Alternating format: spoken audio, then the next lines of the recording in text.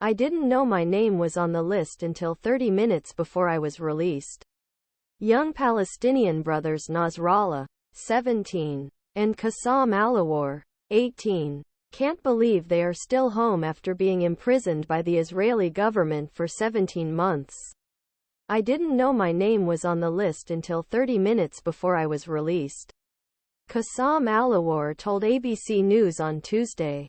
The two brothers were released on Sunday as part of the latest humanitarian standstill agreement reached between Israel and Hamas. So far, 210 Palestinian prisoners and detainees have been released.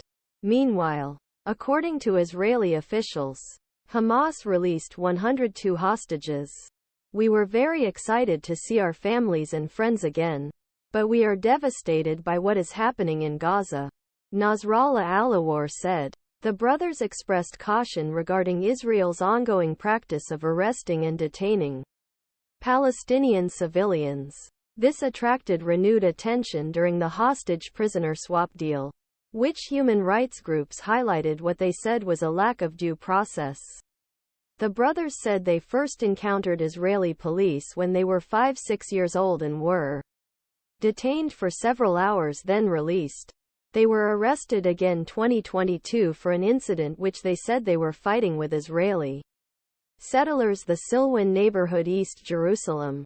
According to a list of 300 Palestinian prisoners eligible for release made public by the Israeli government, some of the crimes originally charged included supporting terrorism and negligent damage to property. The brothers told ABC News they deny these allegations. In the civil court, Qassam Al-Awar was sentenced to 30 months in prison and Nasrallah Al-Awar was sentenced to 26 months. 18-year-old Qassam Al-Avar and his 17-year-old brother Nasrallah were released this week after being imprisoned for 17 months by the Israeli government under the Israel-Hamas temporary ceasefire agreement. Ines de la CuetaraABC News While crimes such as supporting terrorism sound more serious, rights groups say they are often open to interpretation. Human rights groups warn that the Israeli judicial system lacks basic due process protections. Many of the charges in the military justice system are vaguely defined, including vague charges such as supporting terrorism, leaving military officials, especially those who are judges and prosecutors in these cases, with too much discretion to interpret them as they wish. Human Rights Watch in the West Bank, it endangers public safety, such as disrupting public order. Sari Bashi, program director of, told ABC News.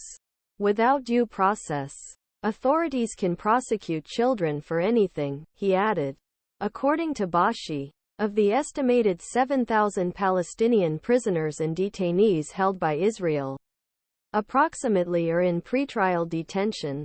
More than 2,000 have been convicted of security crimes, and more than are in administrative detention without charge. It means being arrested on the assumption that he will commit a crime.